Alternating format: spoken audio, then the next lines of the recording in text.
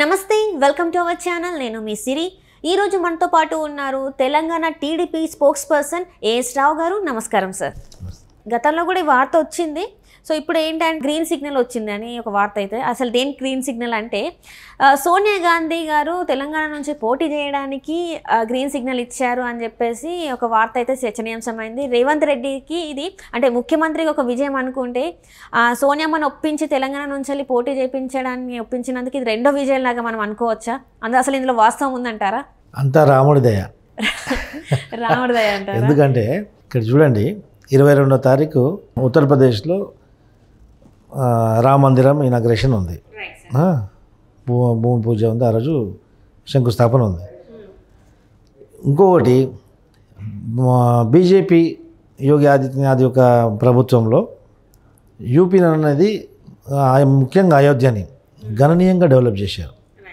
నా భూతున్న భవిష్యత్తుగా ఆ యొక్క ఎయిర్పోర్ట్ కానివ్వండి రైల్వే స్టేషన్ కానివ్వండి ఒక మనం ఊహకందంగా అంతగానం డెవలప్ చేశారు కాంగ్రెస్లో ఉన్నప్పుడు ఇన్ని సంవత్సరాల నుంచి కాంగ్రెస్ 30 సంవత్సరాల నుంచి తల్లి కొడుకులు ఇద్దరు అక్కడి నుంచే ప్రాతినిధ్యం వహిస్తున్నారు అమేథీ నుంచి ఇంకో కాన్స్టిట్యున్సీ నుంచి వాళ్ళ డెవలప్మెంట్ అనేది ఏం లేదు ఇప్పుడు కూడా కొన్ని ఒక గ్రామాలలో వీళ్ళు ప్రాతినిధ్యం వహిస్తున్నటువంటి పార్లమెంట్ నియోజకవర్గంలో కొన్ని గ్రామాలలో ఇప్పటివరకు కూడా కరెంటు సప్లై లేదు అంత దుస్థితి ఈరోజు ఉంది అది వాస్తవం ఇంకొకటి అక్కడ జరుగుతున్నటువంటి అభివృద్ధితో వీళ్ళు అలా తట్టుకోలేకపోతున్నారు అక్కడ జరుగుతున్న అభివృద్ధితోటి అక్కడ ఉన్నటువంటి mind set public mind set అంతా ఈ యొక్క అయోధ్యని ఇంత డెవలప్ చేసిండ్రు ఒక హిందూయిజం క్లాడ్ అనేది అక్కడ ప్లే అవుతుంది ఈరోజు దేశవ్యాప్తంగా ప్రతి ఒక్కరు కూడా అయోధ్య వైపు చూస్తున్నారు ఇంకోటి ఆర్ఎస్ఎస్ వాళ్ళు మొత్తం అక్షంతలు అని చెప్పేసి ఇంటింటికి పంపిస్తున్నారు అదొక పరోక్ష ప్రచారం అయింది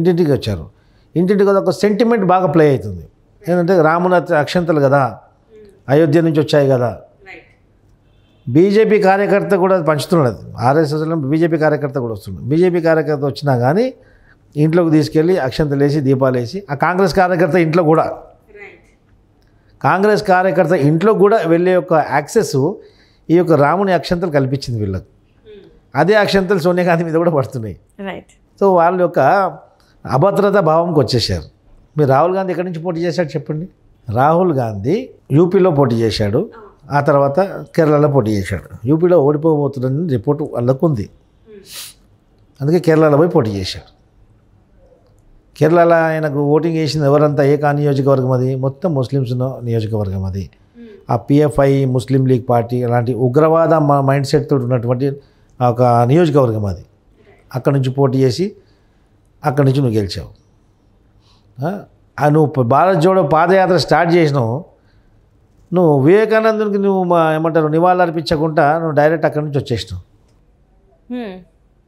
వివేకానంద రాక్ సందర్శించకుండా అక్కడ దర్శనం చేసుకోకుండా నువ్వు వచ్చేసినావు మళ్ళీ నేను పెద్ద హిందూనని చెప్తావు నేను జనువు వేసుకున్నా అని చెప్తావు ఇవన్నీ ప్రజలు గమనిస్తున్నారు అంటే ఇప్పుడు ఏదైతే వాళ్ళు అంటే వాళ్ళ ఉత్తరప్రదేశ్ లేదమ్మా అది ఏమని ఉండనమ్మా ఆ బ్లడ్లో ముస్లిం ఉండని సిక్ ఉండని మనకు సంబంధం లేదు కానీ ఈ ఉత్తరప్రదేశ్లో జరుగుతున్నటువంటి అభివృద్ధితోటి వాళ్ళు తట్టుకోలేకపోతున్నారు వాళ్ళకి అభద్రతా భావం వచ్చేసిన తర్వాత ఇప్పుడు మీరు నార్త్ ఇండియాలో ఉత్తర భారతదేశంలో మొత్తం క్లీన్ స్వీప్ చేసింది బీజేపీ ఇంకెక్కడ లేదు అక్కడ మొన్న జరిగినటువంటి 3 అసెంబ్లీ ఎన్నికలలో కూడా బీజేపీ స్వీప్ చేసింది వీళ్ళకి వచ్చినటువంటి బలం ఎక్కడ కేవలం బెంగళూరులో కర్ణాటకలో తెలంగాణ 2 రాష్ట్రాలే మొత్తం దక్షిణ భారతదేశం 2 రాష్ట్రాల్లో ఉంది కాకపోతే ఆ ముస్లిం లీగ్ పార్టీ ఆ ఉగ్రవాద పార్టీ కాబట్టి కొంచెం సపోర్ట్ ఇస్తే ఇవ్వచ్చు వాళ్ళకి ఈ యొక్క అభద్రతా భావంతో ఏం చేశారు ఇప్పుడు మన ప్రభుత్వం వీడు ఉంది ఇక్కడ హైప్ ఉంది మనకు ఎక్కడైతే పోటీ చేస్తే బాగుంటుందని చెప్పేసి ఇది వాళ్ళు చెప్పిన మాటనే వీళ్ళు మేము కోరుతున్నాం మా అమ్మ చిన్నమ్మ అత్తమ్మ అని చెప్పేసి అన్ని మాట్లాడుతారు కానీ అన్నీ కాదు అది వాళ్ళకు ఉన్నటువంటి అభద్రతా భావంతో they are searching for good seat so Khammam నియోజకవర్గం అనేది మొత్తం క్లీన్ స్వీప్ చేసింది కాంగ్రెస్ కాబట్టి కాంగ్రెస్ ప్రాబల్యం అక్కడ బాగుంది అక్కడ నుంచి కూడా అందుకే అక్కడ నుంచి 2 మంత్రులను ఇచ్చారు ఒకటి జిల్లా నుంచి సో కాంగ్రెస్ అనేది అక్కడ బాగుంది కాబట్టి మోస్ట్లీ ఆమె ఖమ్మం నుంచి పోటీ చేస్తుంది అక్కడ ఓడిపోయే పరిస్థితి ఉంది కాబట్టి మీరు చూసుకోండి మళ్ళీ ఎన్నికలైన తర్వాత మళ్ళీ ఇదే డిబేట్లో కూర్చుందాం ఖచ్చితంగా అమ్మాయి ఊపిలో ఓడిపోతుంది సోనియా గాంధీని ఏ విధంగా ఓడించాలని చెప్పేసి అక్కడ చూస్తున్నాను బీజేపీ వాళ్ళు కాంగ్రెస్ని ఉత్తర భారతదేశం నుంచి తరిమేస్తారు వాళ్ళు.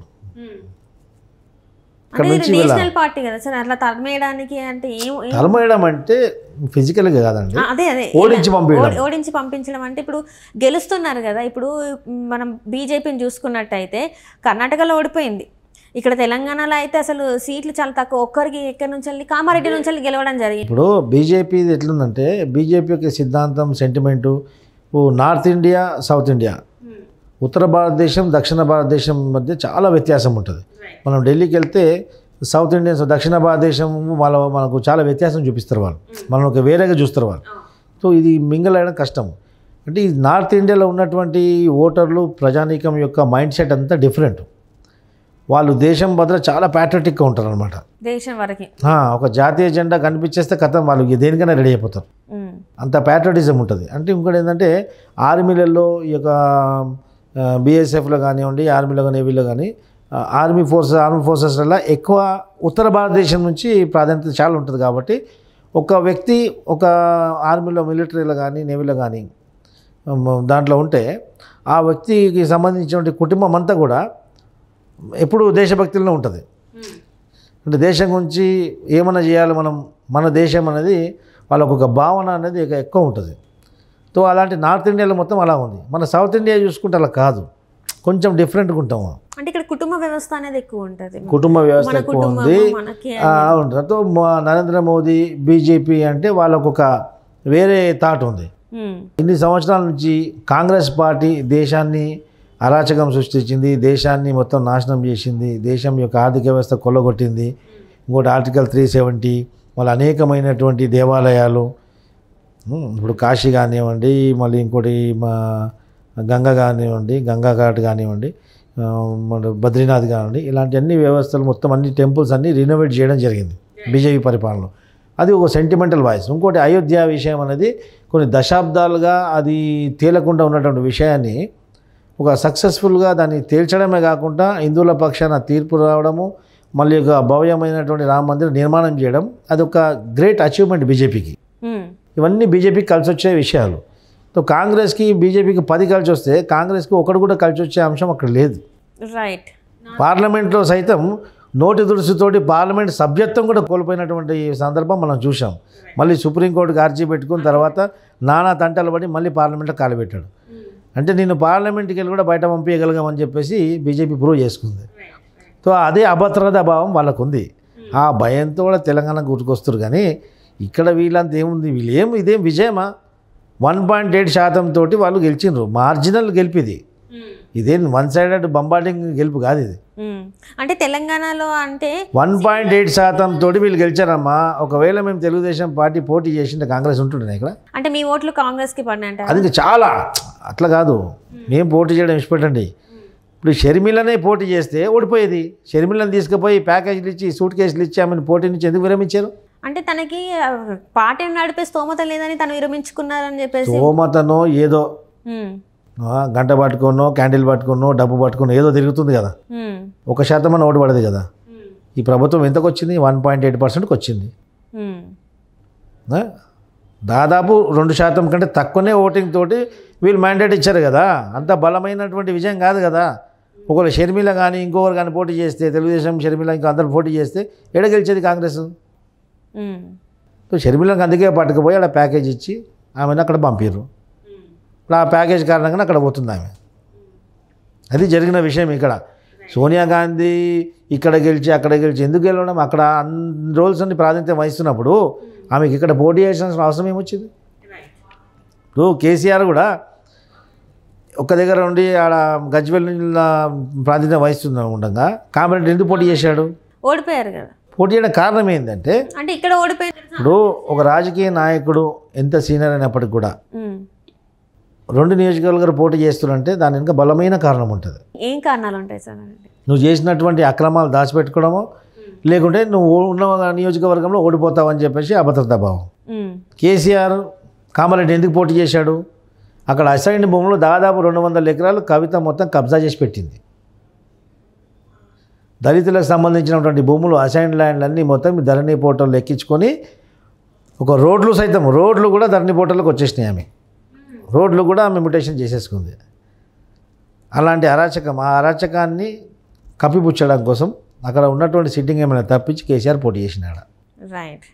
అది అదేవిధంగా ఈ యొక్క సోనియా గాంధీ కూడా ఓడిపోయే అవకాశం ఉంది కాబట్టి ఇక్కడికి వచ్చి పోటీ చేస్తుంది ఆమె. అంతే తప్ప అక్కడ రేవంత్ రెడ్డి ఒప్పించి తీసుకొచ్చింది ఏం లేదంటారు. ఇప్పుడు వీళ్ళ బలాబలం ఎంతుంది, ఏం సంగతి అనేది రానున్న ఎంపీ ఎలక్షన్ తెలిసిపోతుంది కదా.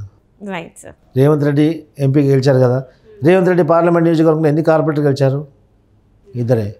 అది విషయం. ఎందుకంటే ఏదో ప్రజలను ఏదో ప్రాజెక్ట్ చేస్తున్నాం, తెలంగాణ ఇచ్చిన తల్లి, మేము ఇక్కడ తల్లిని తీసుకొచ్చి పిలుస్తున్నామని చెప్పేసి ఒక సాగు చూపిస్తున్నారు. తల్లి భయంతో వస్తుంది, వీళ్ళ భక్తితోడు కాదు. Right. Thank you so much sir.